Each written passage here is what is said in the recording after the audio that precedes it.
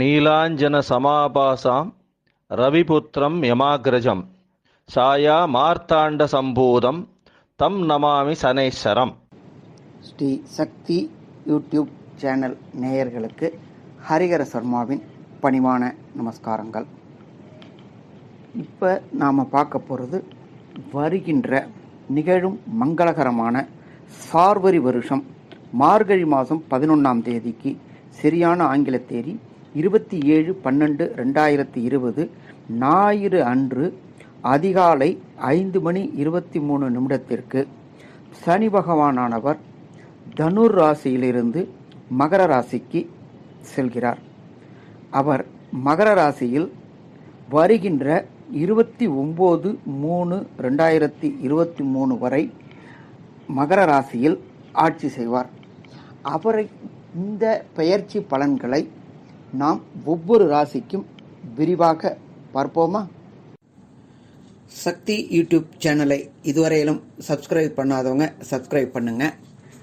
அதுக்கு பக்கத்தில் ஒரு பெல் பட்டன் இருக்கும். அந்த பெல் பட்டன் அழுத்தினீங்கன்னா எங்களுடைய சக்தி யூடியூப்ல என்னென்ன புதுசாக போடுறோமோ, யூடியூப் சேனல் புது ஆன்மீகம் தொடர்பாக ஜோதிடம் தொடர்பாக போடுறோமோ அது எல்லாம் உங்களுக்கு உடனே உங்களுடைய மொபைலில் நோட்டிஃபிகேஷன் வரும். இதுவரையிலும் சப்ஸ்கிரைப் பண்ணாதவங்க சப்ஸ்கிரைப் பண்ணுங்க. உங்களோட இல்லாமல் உங்களுடைய நண்பர்களுக்கும் உங்களோட உறவினர்களுக்கும் சப்ஸ்கிரைப் பண்ண சொல்லுங்க. நன்றி. சக்தி ஜோதிட குழுவின் சார்பாக சக்தி சோமையா பேசுகின்றேன்.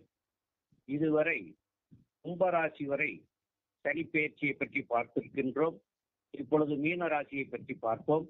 மீன ராசிக்கு சனி பகவான் 27/12/2020 அன்று தனுசு ராசியில் இருந்து மகர ராசிக்கு பெயர்ச்சி ஆகிறார். தனுசு அப்படி என்பது 10ஆம் இடம். 10ஆம் இடத்திலிருந்து 11ஆம் இடத்திற்கு சென்றிருக்கின்றார். சனி பகவான் 11ஆம் இடத்திற்கு செல்வது மிக மிக சிறப்பு. அங்கு 10ஆம் இடத்து அதிபதியும் உங்களுடைய ராசியாதிபதியாகிய குரு பகவான் ஏற்கனவே நீச்சம் பெற்று அங்கே இருக்கின்றார். இந்த சனி பகவான் அவருடன் போய் இணையும் பொழுது நீச்ச பங்கம் பெற்று அவரும் ராஜயோகம் பெறுகிறார். அதன் காரணமாக இந்த சனி பெயர்ச்சியானது மீன ராசிக்காரர்களுக்கு கோடீஸ்வர யோகத்தை கொடுக்கக்கூடிய பொற்காலமாக அமையும் என்பதில் சந்தேகம் இல்லை, தெல்ல தெளிவாக சொல்லலாம். அவருடைய பார்வைகள், அதாவது சனி பகவானுடைய பார்வைகள் 3ஆம் பார்வையாக தங்களுடைய ராசியவே பார்த்து கொண்டிருக்கின்றார்.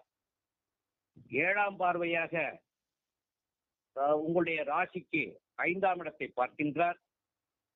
10ஆம் பார்வையாக உங்களுடைய ராசிக்கு 8ஆம் இடத்தை பார்க்கின்றார். இப்போ இந்த பார்வை பலத்தை பற்றி ஹரிஹர சர்மா ஐயா அவர்கள் 3ஆம் இடத்தை பற்றி சொல்லுவார்கள். பிரமாதமா சொன்னீங்க. இப்ப மாறி இருக்கிற சனி பகவான் 3ஆம் பார்வையா ராசிய பாக்குறார். எப்பொழுதுமே ராசிய பார்க்கும் பொழுது அந்த ராசிக்கு மேலும் வலிமை கூடுது அப்படின்னு சொல்லலாமா? கண்டிப்பா சொல்லலாம். அதை தவிர ராசியாதிபதியான குருவும் 11ஆம் இடத்துல வந்திருக்கிறாரு. அந்த 11ஆம் இடத்துல வந்திருக்கிற குரு பகவான் நீச்சம் அடைஞ்சிருக்கிறாரு. ஆட்சி பெற்ற சனி பகவான் ஆனதுனால நீச்ச பங்கம் அடைகிறாரு. இப்ப இந்த ராசிக்கு 10ல இருந்த குரு மாறும் பொழுது உத்தியோகத்தில் தொழிலில் ஏற்றம் இல்லாமல் திண்டாடி இருந்தவங்களுக்கு 10 நல்ல பலனை மாறின குரு கொடுத்தாரு. அதுக்கு அடுத்து 11க்கு வந்துட்டாரு, குருவும் வந்துட்டாரு, அவரு கூட சனி பகவானும் வந்துட்டாரு. அப்ப 11ஆம் இடம் அப்படின்றத பொறுத்தளவுக்கு நம்ம லாபஸ்தானம் அப்படிம்போம். லாபஸ்தானம் அப்படின்றது எப்படி வரும் அப்படின்னாக்க, நாம பார்க்கின்ற தொழிலின் மூலியமாக, நாம பார்க்கிற வேலையின் மூலியமாக வரக்கூடிய லாபங்களை சீர்க்கக்கூடியது இந்த லாபஸ்தானம். அப்ப இந்த மீனராசிக்கு பொறுத்தளவுக்கு ஒரு காம்பினேஷன், சூப்பர் காம்பினேஷன். 9 கூடையவர் 10ல, 12 கூடையவர் 11ல, அதே போல ராசிநாதனும் 11ல. அப்ப இந்த 4 ஸ்தானங்கள் அப்படின்றது 9, 10, 11, 12. இதை நாம ஜோதிட சாஸ்திரத்துல என்ன சொல்லுவோம்? தர்ம கர்மாதிபதி யோகம் அப்படின்போம். இந்த தர்ம கர்மாதிபதி யோகத்துக்கு கர்மக்காரகனான, தொழில்காரகனான சனி பகவான் வர்றது அப்படிங்கிறது சிறப்பு. இதுவரை தொழில்ல முடக்கம் இருந்தவங்களுக்கு அந்த முடக்கம் விலகி ஏற்றம் கிடைக்கும். அந்த ஏற்றமும் சிறப்பான ஏற்றமா இருக்குமா, சிறப்பான ஏற்றமா இருக்கும். ஒண்ணு. அதுக்கு அடுத்தது ராசிநாதனே 11ல நீச்சமடைஞ்சு இருக்கிறதுனால அவரு நல்ல நிலையில இருக்கிறாரு. நல்லான்னு சொல்லுவாங்க 10ஆம் அதிபதி நீச்சம் அடைஞ்சிட்டாருன்னு. ஆனா அந்த பரிவர்த்தனை யோகம் பெறதுனால இன்னும் மேலும் பலம் கொடுது. 3ஆம் பார்வை அப்படின்றது தனிக்கு ராசியை பார்க்கும்போது இவர்களுடைய முயற்சிகள் வெற்றி பெறும். ஒண்ணு. இதுவரையிலும் தொடர் தோல்வியை சந்திச்சுட்டு இருந்தவங்க, உத்தியோகத்திலும் சரி தொழிலையும் சரி சந்திச்சுட்டு இருந்தவங்களுக்கு அந்த தொடர் தோல்விகள் முடிவு பெற்று வெற்றிகள் கிடைக்கக்கூடிய காலகட்டமா இது அப்படின்றது சொல்லலாம். அதே போல இவங்க எடுத்த காரியங்கள் அத்தனையும் ஜெயமாகக்கூடிய காலகட்டங்கள். இந்த சனி பகவான் ராசிக்கு 11ல இருந்துகிட்டு அவரே 7ஆம் பார்வையா ராசியோடைய 5ஆம் இடமான பூர்வ புண்ணிய புத்திரஸ்தானத்தை பார்க்கிறாரு. இத பத்தி நம்ம தென் திருவள்ளூர் சம்பத் ஐயங்கார் விளக்கமா சொல்லுவாங்க.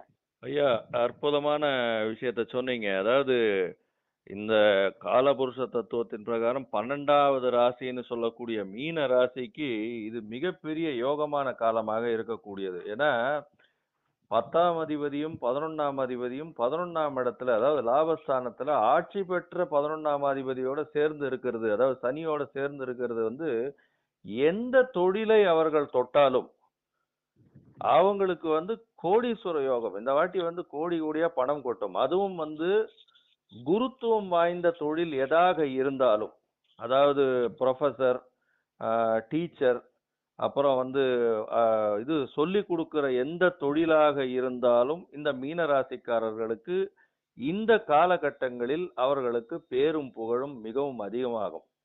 ஆனா 11ஆம் இடத்திலிருந்து 3ஆம் இடத்தை தன்னுடைய ராசியான மீனத்தை பார்க்கறதுனால வந்து கொஞ்சம் ஸ்ட்ரெஸ் அதிகமாகும், சோம்பேறித்தனம் கொஞ்சம் உருவாகும் இந்த ராசிக்காரர்களுக்கு. அதெல்லாம் கொஞ்சம் அதிகமாகவே இருக்கும் இயற்கையாகவே. அதுவும் இந்த சனி பார்க்கிற காலத்துல வந்து சோம்பேறித்தனம் கொஞ்சம் அதிகமாகவே இருக்கக்கூடிய காலமாகவே இருக்கும். இப்போ 7ஆம் பார்வையாக, சனியினுடைய 7ஆம் பார்வையாக மீன ராசிக்கு 5ஆம் இடத்தை அவர் பார்க்கிறார். 5ஆம் இடத்தை பார்க்கும்போது நிச்சயமாக இவர்களுக்கு பார்த்தீங்கன்னா புத்திர யோகம் இருக்கக்கூடிய வாய்ப்புகள் உண்டு, பதவிகள் வரக்கூடிய வாய்ப்புகள் உண்டு, இவர்களுக்கு கௌரவங்கள் வந்து சேரக்கூடிய வாய்ப்புகள் இந்த காலகட்டங்கள்ல மிகவும் அதிகம். இதை தவிர பார்த்தீங்களேயானால் 5ஆம் இடத்தை குருவும் சேர்ந்து பார்க்கறதுனால இந்த காலகட்டங்கள்ல குழந்தை வேண்டி இருப்பவர்கள், திருமணமானவர்கள், குழந்தை சம்பத்துகள் இல்லாதவர்களுக்கு இந்த காலகட்டங்களில் நிச்சயமாக குழந்தை பேறு ஏற்படக்கூடிய வாய்ப்புகள் மிகவும் அதிகம். இதை தவிர இந்த 5ஆம் இடத்தை, அதாவது மீன ராசிக்கு 5ஆம் இடம் அப்படின்னு சொல்லக்கூடிய கடகத்தை வந்து சனியும் குருவும், அதாவது குரு சண்டால யோகம் பெற்று நேரடியாக பார்ப்பதனால் நல்ல குழந்தை சம்பவிக்கக்கூடிய வாய்ப்புகள் மிகவும் அதிகம். ரொம்ப ஸ்ட்ராங்கான மைண்டோட வரக்கூடிய வாய்ப்புகள் மிகவும் அதிகமாக இருக்கும். இதை தவிர வந்து இவங்க ஊர் கோவிலுக்கு போயிட்டு வர வேண்டிய நிர்பந்தங்கள் ஏற்படும். படிப்புக்காக வெளிநாடு போக வேண்டிய வாய்ப்புகள் ஏற்படக்கூடிய வாய்ப்புகள் இருக்கும். இதை தவிர இந்த சனி தன்னுடைய 10ஆம் பார்வையால இந்த மீன ராசிக்காரர்களுக்கு 8ஆம் இடம்னு சொல்லக்கூடிய துலாத்தை பார்க்கிறாரு. இந்த இடத்தை பார்ப்பதனால், இந்த 8ஆம் இடம்னு சொல்லக்கூடிய மறைவு ஸ்தானத்தை சனியை பார்ப்பதனால் இவர்களுக்கு என்ன மாதிரியான நற்பலன்களோ தீய பலன்களோ வரும்னு ஐயா வைத்தீஸ்வரன் ஐயா சொல்லுவார். ஐயா வணக்கம். அருமையா சொன்னீங்க. இப்போ வந்து பார்த்தா 11ஆம் இடத்துக்கு, மீன ராசிக்கு 11ஆம் இடத்துக்கு சனி வர்றாரு. பொதுவா சனி வந்து 3, 6, 10, 11ல வர்றது வந்து மிக சிறப்பு. இது 11ஆம் இடத்துக்கு வர்றாரு. இது வந்து ரொம்ப சிறப்பான விஷயம். அது இல்லாம ராசிநாதனான குருவோட இணைந்தே இருக்க போறாரு. இந்த இது வந்து அவங்களுக்கு பெரிய ராஜயோகமா வரும். இவங்களுக்கு இந்த டைம்ல வந்து நோய் எதிர்ப்பு சக்தி எல்லாம் நல்ல கூடும். இவங்க வந்து கொஞ்சம் நல்ல ஹெல்த்தியா ஃபீல் பண்ற டைமா இருக்கும் இப்ப இந்த நேரங்கள்.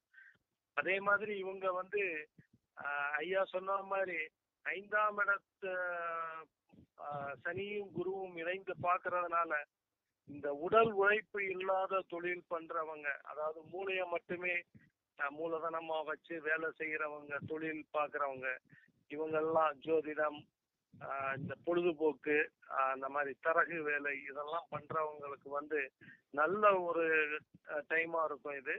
இது வந்து அவங்களுக்கு நல்ல பொருளாதாரத்தை மேம்படுத்தக்கூடிய ஒரு டைமா இருக்கும். 11ஆம் இடத்துல சனி இருக்கிறதுனால அவங்களுக்கு வருமானமும் நல்லா ஜாஸ்தியாகும். இப்போ 10ஆம் பார்வையா ஒரு மீனராசியோட 8ஆம் இடத்தை பாக்குறாரு. இது பாக்குறதுனால இவங்களுக்கு வந்து மறைமுகமான பொருளாதார வரவு இருக்கும். ஏன்னா லாபஸ்தானத்துல சனி இருக்கிறதுனால மறைமுகமான பண வரவு இருக்கும். ஆனா சட்டத்துக்கு புறம்பான விஷயங்கள் எதுவும் பண்ணாம இவங்க இருக்கணும். அந்த சட்டத்துக்கு புறம்பான விஷயங்கள் பண்ணியிருந்தாங்கன்னா அது வந்து இவங்களுக்கு பிரச்சனைகளை, வம்பு வழக்குகளை கொண்டு வந்து சேர்த்துடும். அதே மாதிரி சட்டத்துக்கு விரோதமா கிடைக்கக்கூடிய பொருட்களை எல்லாம் இவங்க வாங்காம நியாயமான பொருட்கள், நியாயமான விஷயங்கள்ல ஒரு விஷயத்த அப்ரோச் பண்ணாங்கன்னா இவங்களுக்கு எந்த பிரச்சனையும் வராது.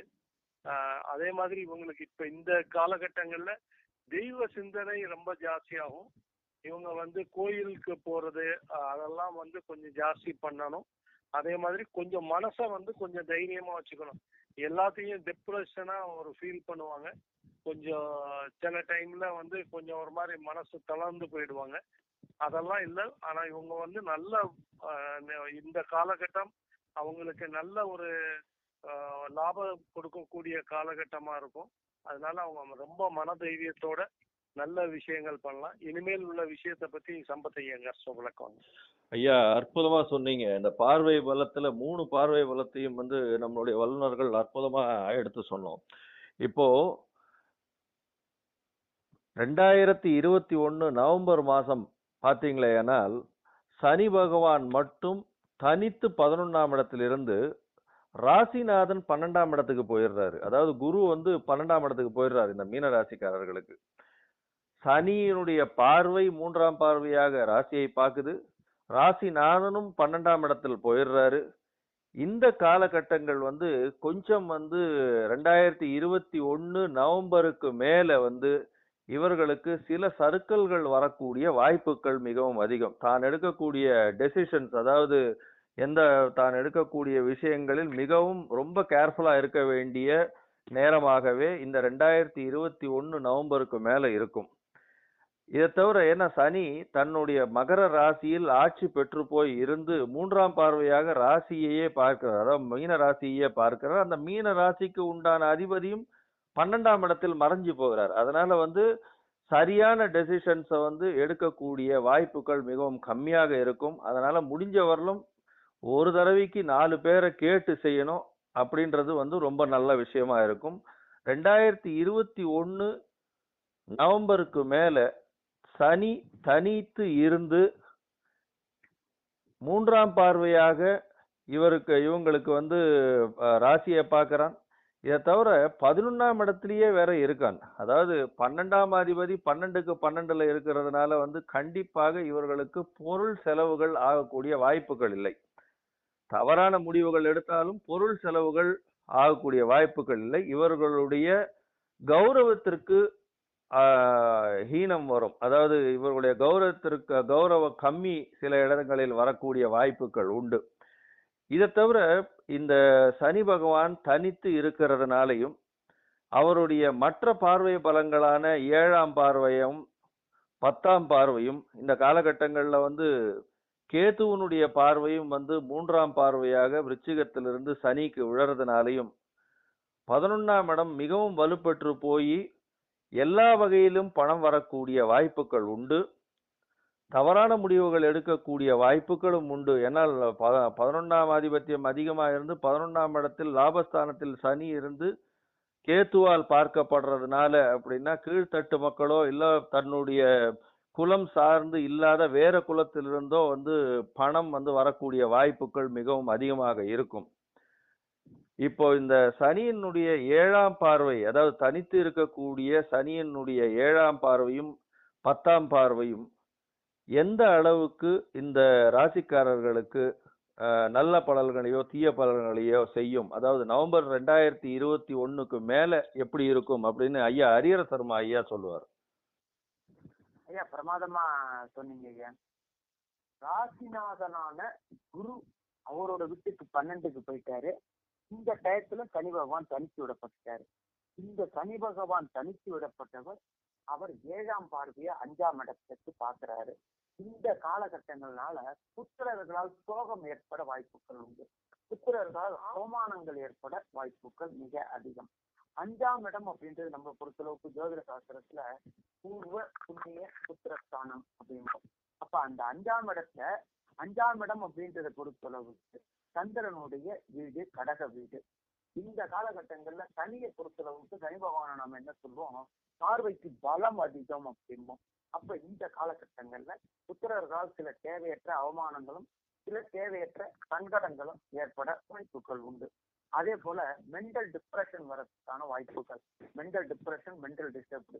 ஏன் அப்படின்னாக்க கடகத்தோடைய அதிபதி அப்படின்றது சந்திரன். சந்திரனுக்கு எப்போதுமே சனி பகவான் வகைப்பட்டு இருக்கிறார்.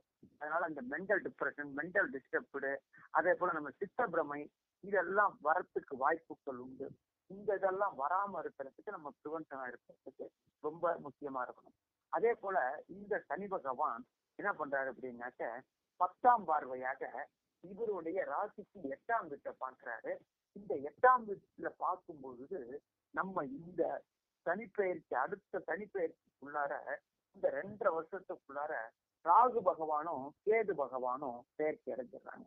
அப்ப 8ஆம் வீட்டுல துலாத்துல கேது வந்துடுறாரு. அதை மாறின சனி பகவானும் பார்க்கிறாரு. அப்ப ஞானக்காரகனான கேதுவை சனி பகவான் பார்க்கும் பொழுது இந்த 8ஆம் இடத்திற்கு உண்டான பிரச்சனைகள் தீர வாய்ப்புகள் அதிகம். அதாவது பட்ட பிறகு திருந்துவாங்க. படுறதுக்கு முன்னாடி திருந்தினா அது கரெக்ட், பட்ட பிறகு திருந்துறதுக்கு வாய்ப்புகள் உண்டு. அதே போல கோர்ட்டு, வம்பு, வழக்கு, பிரச்சனைகள் இது முடியறதுக்கான வாய்ப்புகளும் உண்டு. அதே போல இந்த மாறுகின்ற இந்த சனிப்பெயர்ச்சியிலேயே 2வது குரு பெயர்ச்சி இருக்கு. அந்த குரு பெயர்ச்சி ராசிக்கே ராசிநாதன் போயிடுறாரு. அவரு போகும்பொழுது அவர் 5ஆம் இடத்தை பார்க்கும்பொழுது பூர்வ புண்ணிய சொத்துக்கள்ல உள்ள லிட்டிகேஷன் ப்ராப்ளங்கள் அத்தனையும் விலகி அதுவும் இவங்களுக்கு சாதகமாக வாய்ப்புகள் அதிகமாக இருக்கு அப்படின்னே சொல்லலாம். இதுக்கு அப்புறம் இந்த சனி பகவானோட பொறுத்தளவுக்கு ராகு கேது பெயர்ச்சி, இந்த கேதுவோடைய 3ஆம் பார்வை, அந்த கேது பின்னோக்கி போகும்போது சனி பகவானுடைய 10ஆம் பார்வை பார்க்கறத பத்தி பார்த்தோம். இந்த காலகட்டங்கள்ல ஒரு சிலருக்கு ஜனன ஜாதகத்தின் அடிப்படையில தசாவோ புத்தியோ அந்தரமோ சூட்சமோ ப்ராப்ளம் இருந்தா என்னென்ன ப்ராப்ளம் கொடுப்பாங்க, அந்த ப்ராப்ளங்களுக்கு என்னென்ன பிராயச்சித்தம் அப்படின்றத நம்ம ஐயா சக்தி சோமையா தெளிவா சொல்லுவாங்க. நம்முடைய ஹரிஹர சர்மா ஐயா அவர்கள் ரொம்ப விளக்கமா 10ஆம் பார்வையும், அதாவது தனிச்சிருக்கக்கூடிய சனி பார்க்கக்கூடிய 10ஆம் பார்வையும் 7ஆம் பார்வையை பற்றியும் மிக அழகாகவும் தெளிவாகவும் சொன்னார்கள். இப்போ தசாபுத்திகள், அதாவது மீனராசிக்காரங்களுக்கு நல்லா இருக்குங்கிறது உண்மையான கருத்து தான். இருந்தாலும் அவங்களுக்கு ஜனன காலத்தில் அவங்களுடைய லக்ன ரீதியாக தசையோ புத்தியோ சரியில்லாமல் இருக்கக்கூடியவங்க மயிலாடுதுறையில இருந்து குத்தாலம் செல்லும் வழியில, குத்தாலத்திலிருந்து 18 கிலோமீட்டர் தொலைவில், சிதம்பரத்திலிருந்து 30 கிலோமீட்டர் தொலைவில் ஓமாம்புலியூர் அப்படின்னு ஒரு ஸ்தலம் இருக்கிறது. அந்த ஸ்தலம் சிவஸ்தலம் தான் அது. அங்க தேவாரம், திருப்புகழ் இதெல்லாம் பாடி புகழ்பெற்ற ஸ்தலம் அது. அங்க உயர் தீர்த்தநாதர் கோவில் அப்படின்னு ஒரு கோவில் இருக்கிறது. அங்க பிரணவ வியாக்கிரேஸ்வரர் அம்பாளுடைய பேரு பூங்கொடி நாயகி. அங்க இறைவன், அதாவது சிவபெருமான் இறைவிக்கு பிரணவ மந்திரம் உபதேசம் செய்த ஸ்தலம் அது.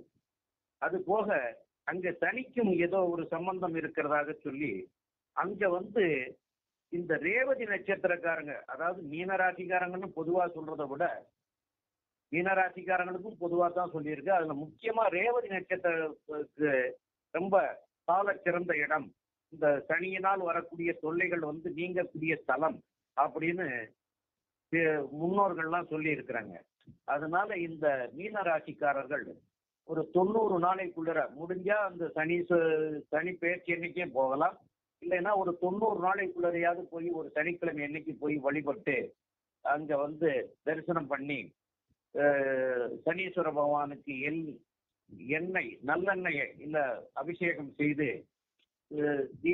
தீபாராதனை வழிபட்டு வந்துட்டா அவங்களுக்கு வந்து வரக்கூடிய நிகழ்வுல இருந்து அந்த பாதிப்புகள்ல இருந்து அவங்க வந்து விடுபட முடியுங்கிறதையும் சொல்றோம். அது போக எல்லா சனிக்கிழமைகளையும் வீட்டுக்கு அருகாமையில் உள்ள சனீஸ்வர பகவானையும் ஆஞ்சநேயரை நாள்தோறும் விநாயகரையும் வணங்கி வந்தால் இதனால வரக்கூடிய விளைவுகள்லாம் நீங்கும். அதே போல இந்த முடவன் கிரகம் அப்படின்னு சொல்றதுனால சனிக்கு வந்து முடவன் கிரகம்னு ஒரு பேர் உண்டு. அந்த முடவன் கிரகமா இருக்கிறதுனால கை கால் ஊனமுற்றவர்களுக்கு அல்லது பொருளாதார ரீதியில சிரமப்பட்டு இருக்கிறவங்களுக்கு உங்களால முடிஞ்ச உதவிகள் தான தர்மங்கள் செய்யலாம். அந்த தான தர்மங்கள்லையும் வஸ்திர தானம், உடை தானம், அன்னதானம் இதெல்லாம் வணங்குனீங்கன்னா உங்களுக்கு வரக்கூடிய விளைவுகளில் இருந்து காப்பாற்றி நல்ல நிலைமைக்கு வரக்கூடிய வாய்ப்புகளை ஏற்படுத்தி தருவார். இதன் பின்பு எனது நண்பர் தென்சிறுவலூர் சம்பத்தையங்கார் அவர்கள் சொல்வார்கள். ஐயா, அற்புதமான பரிகாரங்களை சொன்னீங்க. அதாவது தசாநாதன் புக்திநாதன் யாருக்கு சரியில்லையோ அவர்களுக்கு வந்து இந்த காலகட்டங்களில் அந்த ஓமம் புலியூருங்கிறத சொல்லிடுங்க. சரி, அதாவது இந்த காலகட்டங்களில் எப்படி வந்து சனி பெயர்ச்சியில் அவர்கள் நன்மை பெற வேண்டும் அப்படின்றத வந்து அற்புதமா சொன்னீங்க. இதை தவிர பார்த்தீங்கன்னா இந்த ராமாயணம், மகாபாரதம், பிரபந்தம், 4000 திவ்ய பிரபந்தம், தேவாரம், திருவாசகம் இந்த மாதிரி ரிலிஜியஸ் புக்ஸ் படிச்சுட்டு வர்றதுனாலையும் இந்த காலகட்டங்களில் சனிக்கு இதுவே பிரீத்தியாகவும் கொள்றதாகவும் சொல்றாங்க. இதை தவிர காக்கைக்கு சாதம் வைக்கிறது, சனிக்கிழமை இன்னைக்கு சுடசாதம் வைக்கிறது, இந்த மாதிரியான விஷயங்கள் செய்யறதுனாலையும் முடவனுக்கும் கீழ்த்தட்டு மக்களுக்கும் உதவி செய்யறது அப்படின்றது வந்து முக்கியமான விஷயமாக வச்சுக்கிறதுனாலையும் இந்த காலகட்டங்களில் சனி பகவானால் ஏற்படக்கூடிய எந்த ஒரு தீய பலனையும் தவிர்த்து நல்ல பலன்களை மேலும் அனுபவிக்கக்கூடிய வாய்ப்புகள் மிகவும் அதிகம் அப்படின்னு இந்த சக்தி ஜோதிட குழு சொல்லி மீனராசிக்காரர்கள் அனைவர்களுக்கும் எங்களுடைய வாழ்த்துக்களையும் நல்லபடியாக இருக்க வேண்டும்னு சொல்லி வாழ்த்துது. நன்றி. சக்தி யூடியூப் சேனலை இதுவரையிலும் சப்ஸ்கிரைப் பண்ணாதவங்க சப்ஸ்கிரைப் பண்ணுங்க. அதுக்கு பக்கத்தில் ஒரு பெல் பட்டன் இருக்கும். அந்த பெல் பட்டன் அழுத்தினீங்கன்னா எங்களுடைய சக்தி யூடியூப்பில் என்னென்ன புதுசாக போடுறோமோ, யூடியூப் சேனல் புது ஆன்மீகம் தொடர்பாக, ஜோதிடம் தொடர்பாக போடுறோமோ அது எல்லாம் உங்களுக்கு உடனே உங்களுடைய மொபைலில் நோட்டிஃபிகேஷன் வரும். இதுவரையிலும் சப்ஸ்கிரைப் பண்ணாதவங்க சப்ஸ்கிரைப் பண்ணுங்கள். உங்களோட இல்லாமல் உங்களுடைய நண்பர்களுக்கும் உங்களோட உறவினர்களுக்கும் சப்ஸ்கிரைப் பண்ண சொல்லுங்கள். நன்றி.